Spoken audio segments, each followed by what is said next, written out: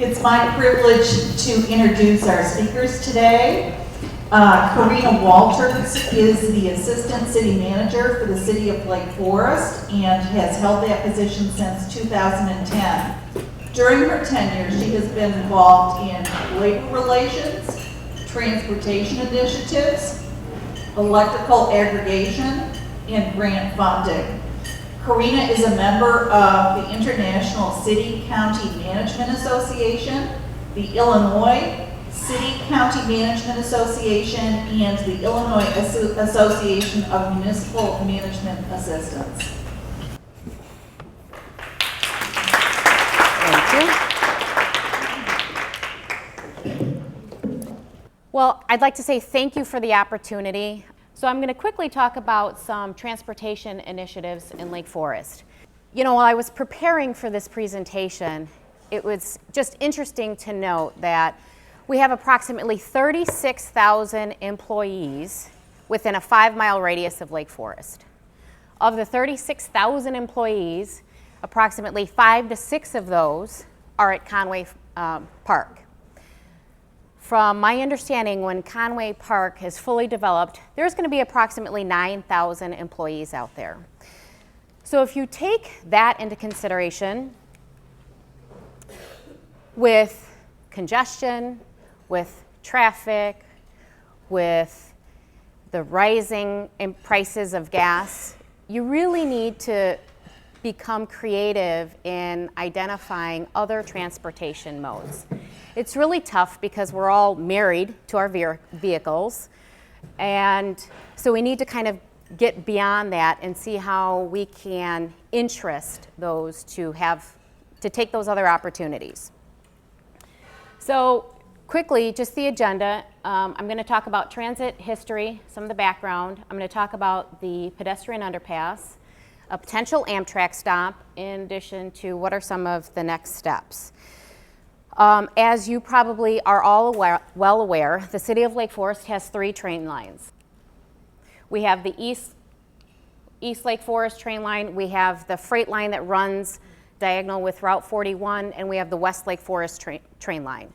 The West Lake Forest train line supports Metra, it supports Amtrak, 2 different services of Amtrak, the Empire Builder, which essentially goes from Chicago to Minneapolis, as well as the Hiawatha, which goes from Chicago to Milwaukee. In addition to that, the West Lake Forest train line is also slated to eventually be high-speed rail. So there's a lot of activity, if you will, on the West Lake Forest train line. Not to mention, Lake County, Illinois does not have an Amtrak stop. The closest Amtrak stop is Glenview to the south and Sturtevant, Wisconsin to the north. So while you're trying to identify the transportation alternatives, we, the city as well, felt that we needed to have these project principles and goals to kind of help direct us, if you will. And those are ensuring public and commuter safety, congestion mitigation, regional services, because as I noted earlier, 36,000 employees. It's not just Lake Forest. It's Lake Forest, the surrounding municipalities, commuters that come to our community. It's visitors that come to our community for the weekend. So it's quite impactful. Some of the transit history. In 2002, there was a transportation committee that created a guide for future transportation planning. In 2005, the Lake County Commuter Coalition was implemented and spearheaded by the then Senator Susan Garrett. Now that group really came together to identify what are some of the transportation issues, not only in Lake Forest, but throughout the county. And as a measurable outcome of that, the Sunrise Express was implemented.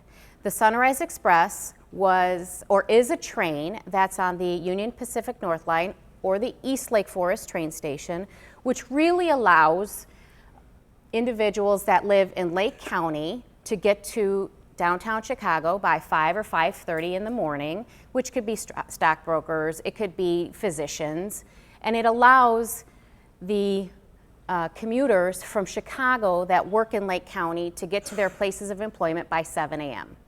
That was a huge success, given that we worked very closely with Metro, given that Metro had not changed their train schedule in 50 years.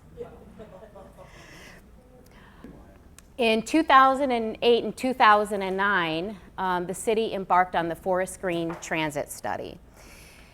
And as part of that, we know that there's multiple privately funded shuttles.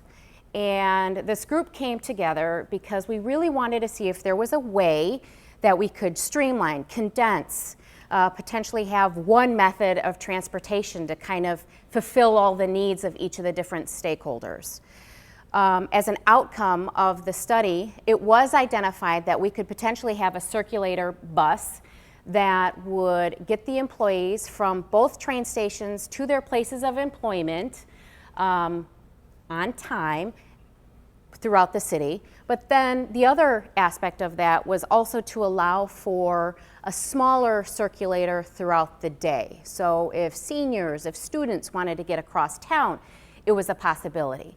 Unfortunately, the cost of that, the bus, the startup, was pretty high, and it was really difficult to move that forward.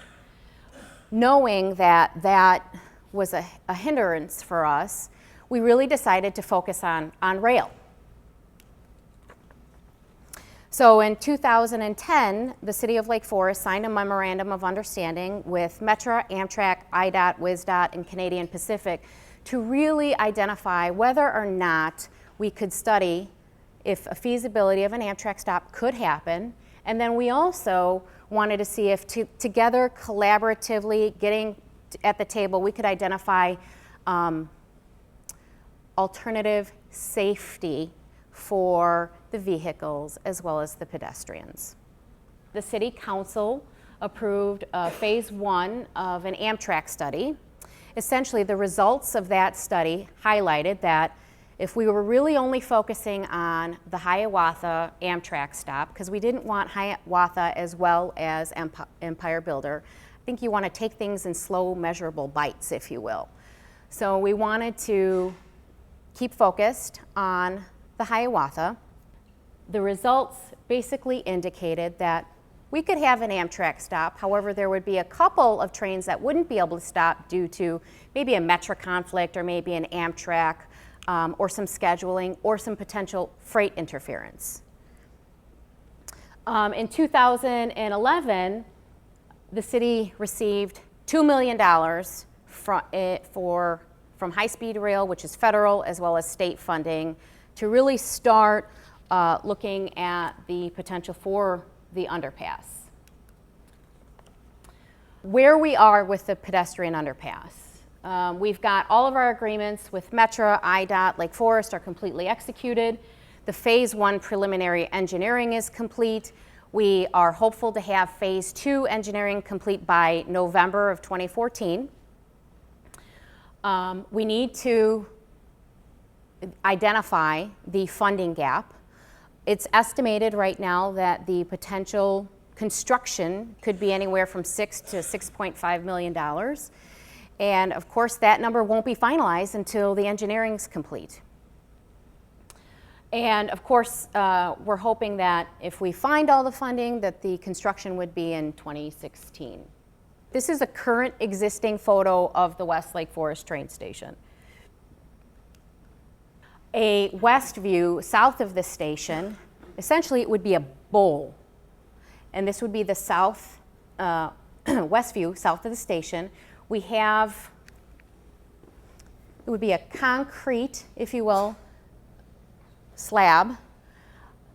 There would be a staircase from the top that would lead down. They could walk right through the tunnel through the other side. Given the fact that there's ADA requirements and having an elevator is really cost prohibitive, we needed to have these switchbacks, if you will.